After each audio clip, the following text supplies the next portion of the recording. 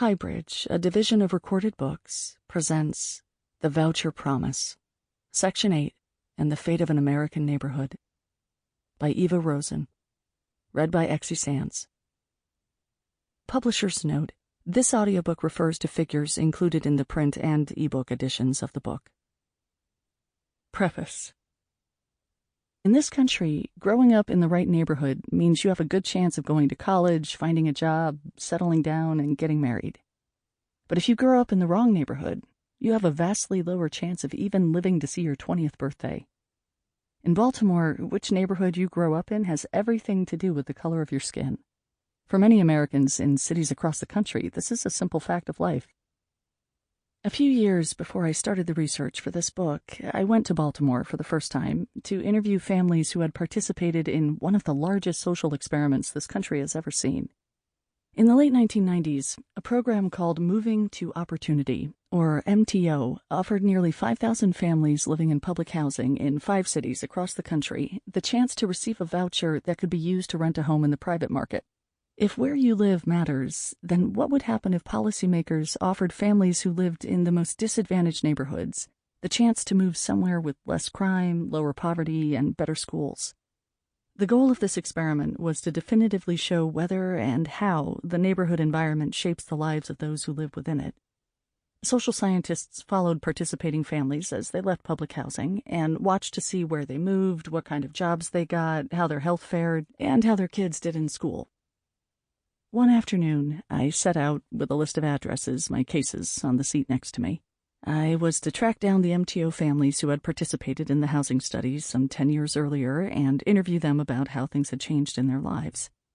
For a third time that week, I took a wrong turn down a small street in Park Heights, a neighborhood in the northwest part of the city. And for the third time, I came to the end of the short block where the road was barricaded with a big cement slab. Google Maps did not seem to understand that this road led nowhere. There were a few teenagers hanging out. They probably recognized me by now. One of the kids shook his head at me, smiling. I waved and turned the car around to try to get to the other end of the street. Residents in Park Heights, as in many other neighborhoods to which voucher holders are flocking, face extraordinary poverty and violence. Life expectancy is almost 15 years less than in affluent white areas of the city. 1 in 4 households lives under the federal poverty line, compared to only 1 in 6 nationwide.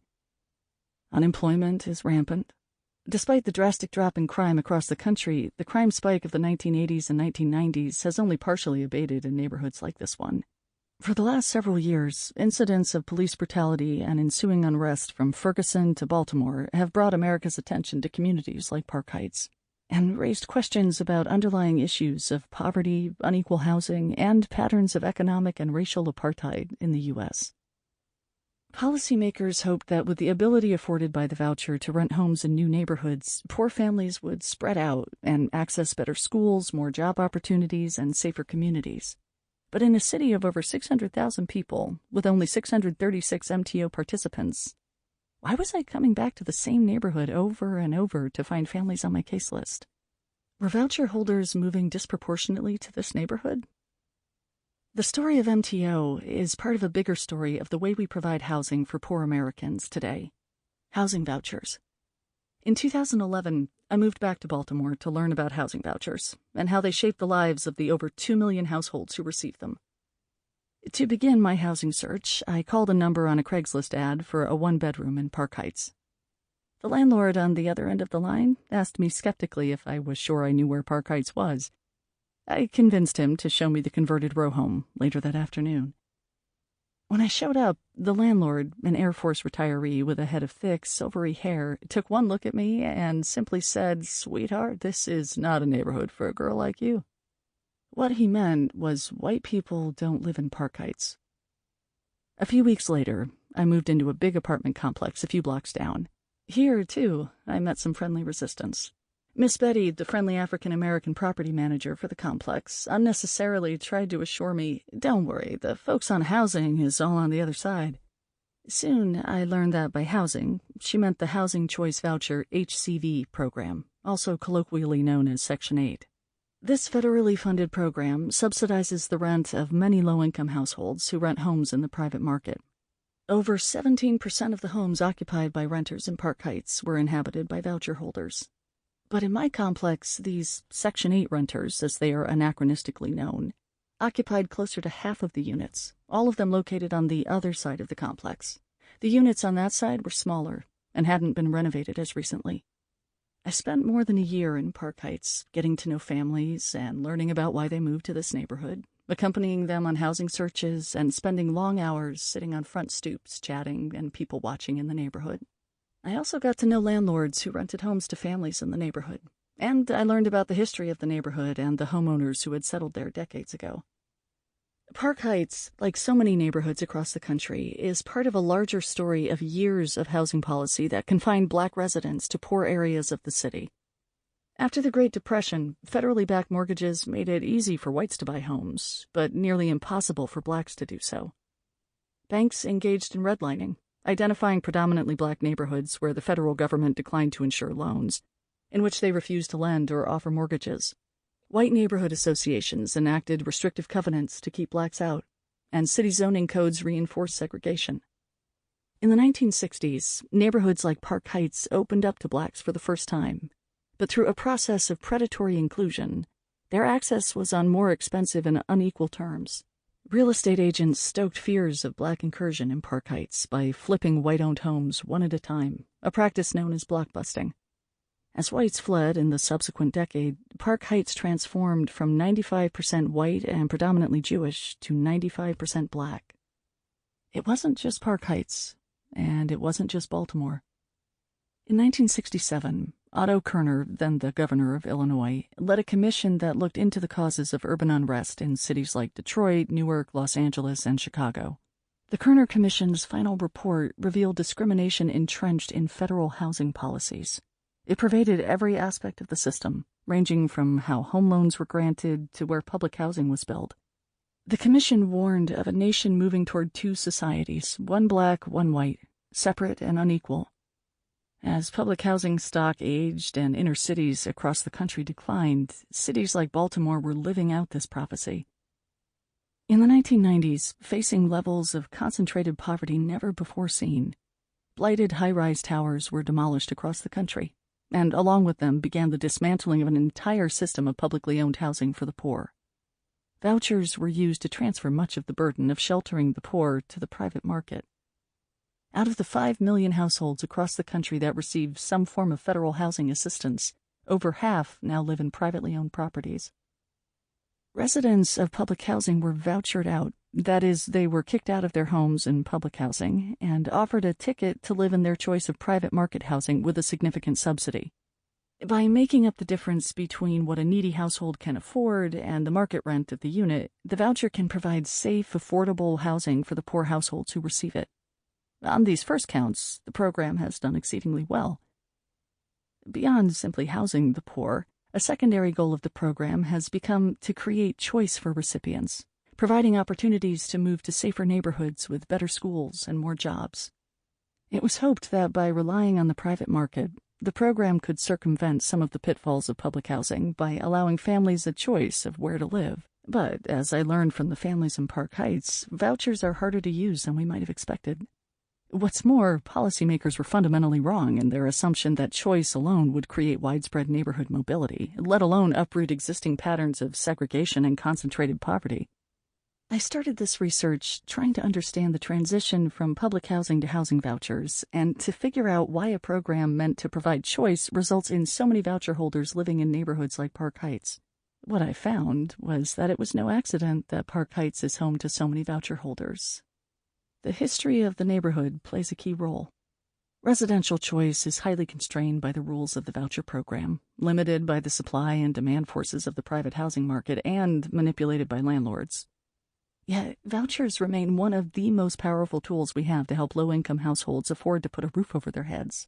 In focusing on the shortcomings of the program, we sometimes miss the basic ways in which it provides shelter, security, stability, and flexibility. While vouchers fall prey to some of the same problems of the housing programs that came before them, they also have distinct advantages, and they have the potential to be more than just part of the problem. They have the potential to be part of the solution. The Voucher Promise. Introduction. A few months before I met Vivian Warner, she got the call she had been waiting for. It had been so long that she'd forgotten to hope for it. After 4 years on the waiting list, Baltimore City Housing Authority, HABC, the agency that oversees subsidized housing in the city, called to tell her that she had won the lottery entered by thousands of Baltimoreans. She would receive a housing voucher and could finally move off her sister's couch and into her own home. A few weeks later, Vivian boarded a bus with the other lucky winners and drove around the city to visit eligible homes. At the last stop, the bus pulled up in front of a low-rise apartment complex. It was not quite what Vivian had imagined, but there was a 2-bedroom available, and she would pay just $55 a month out of pocket from her part-time income. Vivian signed the lease that afternoon. The housing voucher Vivian waited years to receive is part of the federal government's most recent effort to house the poor.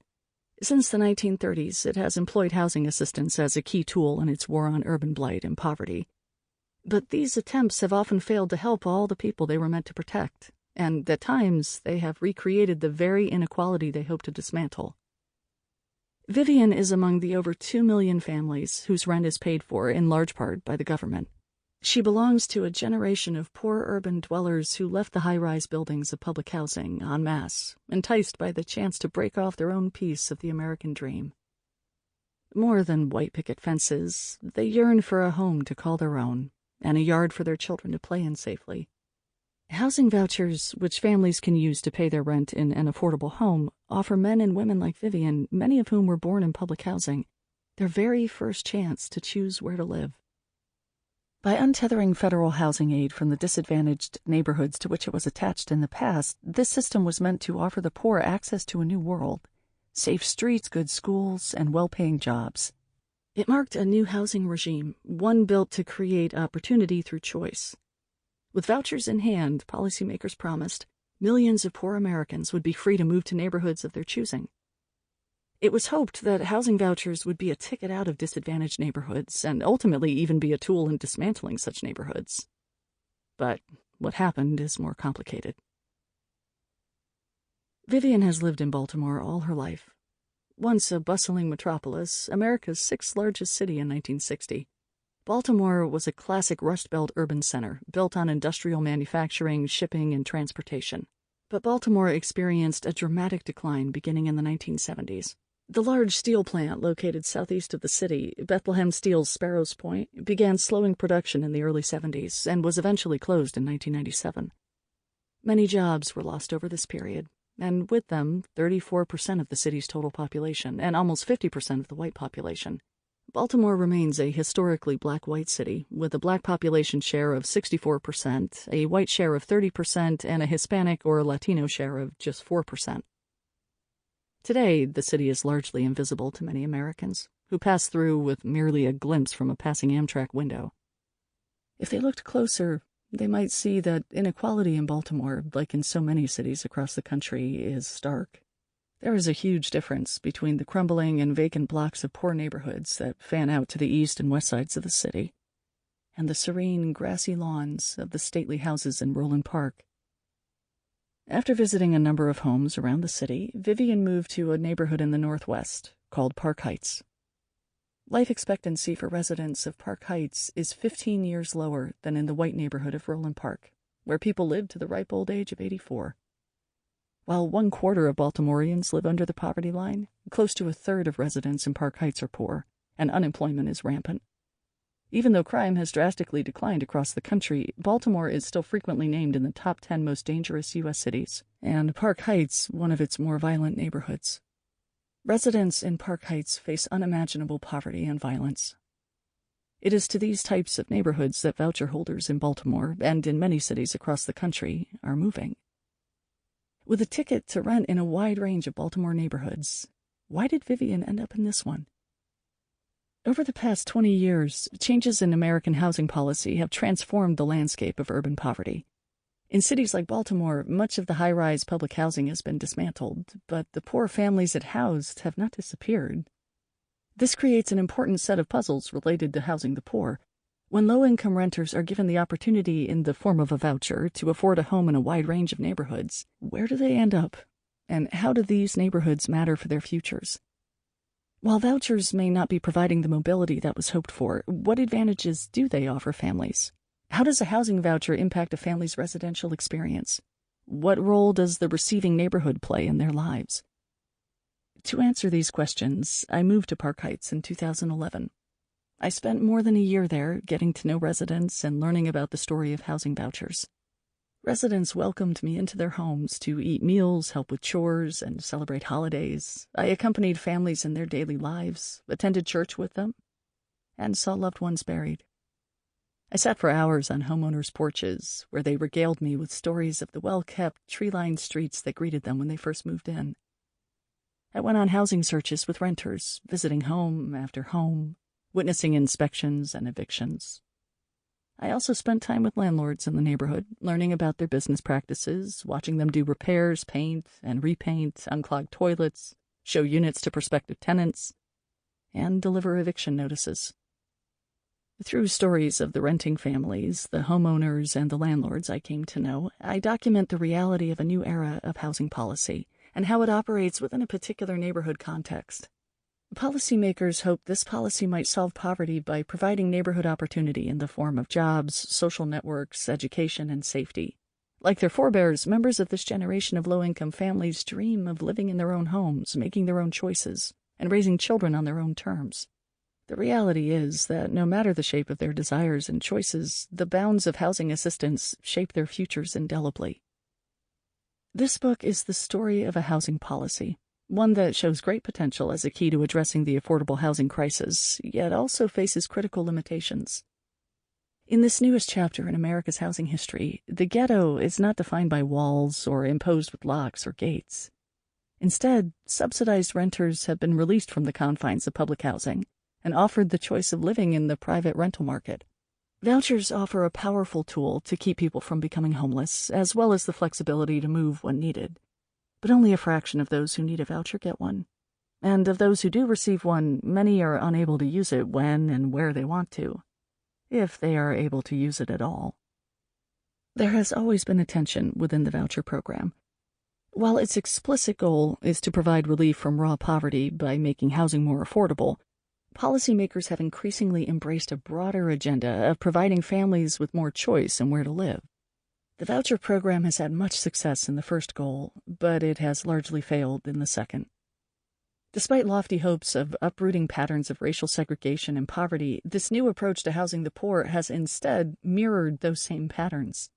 While families who receive assistance through a voucher, in theory, have more choice than they would have in public housing, much like their unsubsidized counterparts, they face severe barriers to finding a home of their choice in the private market. In some cases, the stigma of housing assistance makes finding a home even harder. It might seem paradoxical that a federal program that some imagined would be a tool to dismantle concentrated poverty and segregation would end up mirroring the very same patterns, but perhaps we shouldn't be surprised. Given the policy decision to rely by design on the private production and management of rental housing to meet the housing needs of very low-income people, perhaps we might have expected that such a program would mirror the patterns of discrimination and segregation in the private market. And without measures to counteract these private market forces, it will continue to do so. A short history of housing inequality. A roof over one's head, a place to call home. These are quintessential markers of the American dream. Housing is inextricably linked to a wide array of social goods like stable employment, quality education, health and well-being, and the accrual of wealth. And just as there is so much good brought by a safe, stable home, the lack of one can inflict much harm. It is impossible to understand inequality in this country without first understanding the ways in which housing and the policies that surround it have made, unmade, and remade patterns of concentrated poverty and racial segregation. Housing lies at the nexus of pervasive poverty, rapidly rising inequality, and pockets of stubbornly entrenched racial segregation. There is a recent return to studying housing itself, not just as a physical entity, but as a structure that shapes social relationships in important ways. In fact, this tradition in sociology goes way back. W.E.B. Du Bois studied housing in Philadelphia's 7th Ward in the Philadelphia Negro, 1899, and Louis Wirth set an agenda for housing as a field of sociological research. In the 60s, 70s, and 80s, sociologists such as Lee Rainwater and Herbert Gans studied how the physical setting of the home shaped social relations in the public housing complex of the notorious Pruitt-Igoe in St. Louis and in the slum neighborhood of the West End in Boston before they were torn down. Since then, sociologists have shifted to focusing their attention more on the neighborhood context than on the housing itself. William Julius Wilson's The Truly Disadvantaged brought attention to the plight of the urban poor in the inner cities of Rust Belt urban areas like Chicago, where manufacturing jobs had departed, and with them the middle class. Wilson's attention to this population inspired decades of ethnographic work. Elijah Anderson's Code of the Street, examining the social code of behavior in urban neighborhoods, Mary Patillo's Black Picket Fences, considering the plight of a middle-class black neighborhood, Sudhir Venkatesh's American Project, looking at public housing residents as their homes were being torn down. And more recently, work such as Matthew Desmond's Evicted, looking at the process of eviction among poor tenants in Milwaukee, and Catherine Eden and Luke Schaefer's $2 a Day, documenting the survival tactics of the extreme poor. However, more than an ethnography of a place, a community, or a group of people, though it is these things too, this book is an ethnography of a policy. This book attempts to bring the physical nature of housing, the markets that govern it, and the social relationships to which housing structures give rise back into the study of neighborhoods and urban sociology. We are embedded not merely in our neighborhoods, but also in our homes, and the role of landlords, a key actor in the lives of poor Americans, remains largely unexplored. In this way, housing conditions are not just an outcome of poverty, but also a cause. Across the history of this country, the right to a home has never been inalienable, and some Americans have always had more access to it than others. In order to understand the landscape of housing in Park Heights, it is important to understand the history of housing discrimination, which has affected the life chances and well-being of poor minority Americans throughout the history of this country. Even as the federal government has employed housing assistance as a tool in its war on poverty and urban blight, and the legal system has been used to combat entrenched discriminatory housing practices, housing discrimination has remained deeply entrenched in both private and public practice, as well as in the law itself. In the private domain, this country has a deep and ugly tradition of excluding blacks from white neighborhoods. As black families migrated from the South during the Great Migration, many white communities reacted by enacting racially restrictive covenants, which were legally binding agreements among homeowners dictating that their properties could not be passed on to African Americans.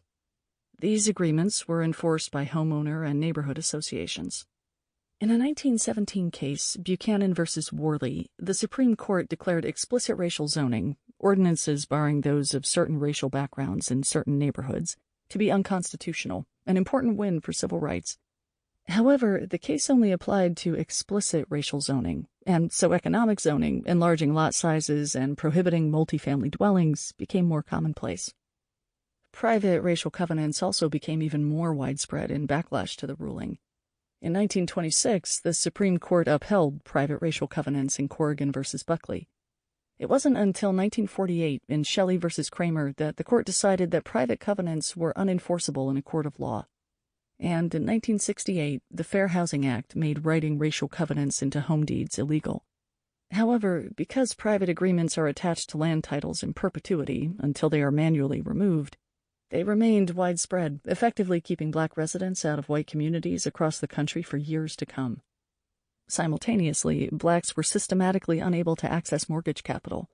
The Federal Housing Authority, FHA, created in 1934 to regulate home mortgages and make home ownership more widely available, underwrote home loans for millions of white Americans while systematically denying them to black families.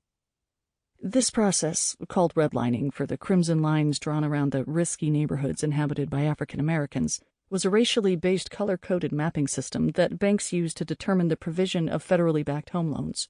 Excluding black neighborhoods from access to the home loans that were extended to large swaths of the rest of the country starved these communities of much-needed mortgage capital. It asphyxiated development, limiting residents' access to adequate civil services, public transportation, and even fresh food. Redlining was curbed by the Fair Housing Act of 1968 and the Community Reinvestment Act of 1977, and is no longer supported by federal underwriting of home loans. However, real estate agents, property owners, and loan officers continued to discriminate against black renters and home buyers. And policies to outlaw and remedy the discriminatory practices of racial covenants and redlining were not sufficient to undo decades of disinvestment, underdevelopment, landlord abandonment, and even arson. The damage was done. In the domain of federally assisted rental housing as well, both de facto and de jure discrimination have shaped opportunities for low-income Americans, especially minority groups. Since its inception in the 1930s, federal housing assistance has offered housing to many who need it, in the hopes that a clean and safe place to live will lift the destitute out of the trenches of poverty. But today, only 1/4 of those in this country who need housing assistance get it. And even for those lucky enough to receive assistance, federal programs have not always worked the way they were meant to. Housing policy in the U.S. has cycled through a series of attempts at dismantling poverty. Tenement housing in neighborhoods like New York's Lower East Side and Chicago's South Side were America's first ghettos. As immigrants came to the cities for work, they were housed in old buildings divided into small apartments that soon were teeming with families and tuberculosis.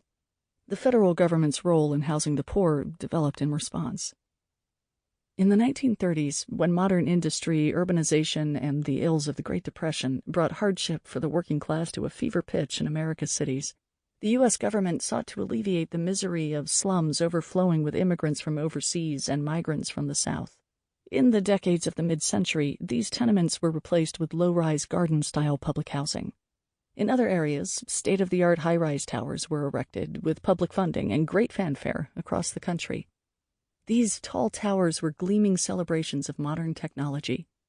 In a new approach to housing the poor, these buildings promised health, safety, and efficiency.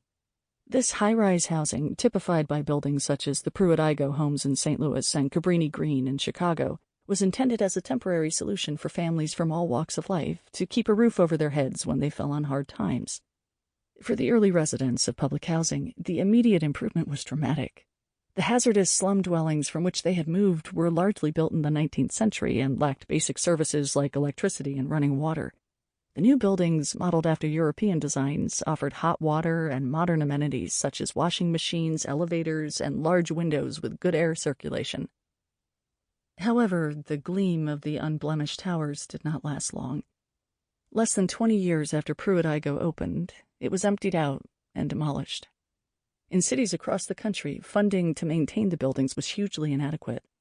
The purported state-of-the-art design elements featured in many public housing complexes turned out to be urban nightmares in practice. Breezeways designed to provide airflow and access to the outdoors became wind tunnels in icy northern cities. Common spaces meant to foster community were instead monopolized by gangs. Buildings that faced inward rather than out in order to foster a sense of community instead walled off projects from their surroundings. These problems were compounded in cities like Chicago, where the Department of Housing and Urban Development, HUD, withheld federal funding for maintenance in the face of gross local mismanagement. Buildings harbored long lists of unfinished repairs, creating hazards such as lead paint, cockroach and rodent infestations, and unrepaired elevators, leaving residents to climb the poorly lit stairwells besieged by drug dealers. There were reports of children falling from windows lacking safety guards in high-rise buildings. The real problem was inadequate funding. As financial reserves dried up and maintenance flagged, the towers soon came to be seen as urban eyesores and created what historian Arnold Hirsch called the second ghetto. Families who lived in high-rise public housing, disproportionately African American, had no choice but to live in the racially segregated and poverty-stricken neighborhoods where it was built. In 1967, broader patterns of racial residential segregation were laid bare in the Kerner Commission's report. The commission was convened by the federal government to try to understand the riots of the 1960s in cities like Detroit, Newark, Los Angeles, and Chicago, and it famously warned of the pernicious effects of inequality. The report implicated federal housing policy as complicit in the creation and maintenance of the ghetto. Families who relied on housing assistance had no choice in where they lived. They likened the concrete walls of many public housing buildings to those of a prison. These two factors, the concentration of poverty and the lack of choice in a place to live, would come to dominate the conversation around housing policy solutions. Scholars of the city have long argued that the geographic unit of the neighborhood and everything that it encompasses, Housing structures and the built environment, social networks, the spatial distribution of resources such as schools, job opportunities, and transportation have an important influence on life outcomes above and beyond individual characteristics. In his seminal book, The Truly Disadvantaged, William Julius Wilson argued that with the decline in manufacturing and the departure of the black... Sample complete. Ready to continue?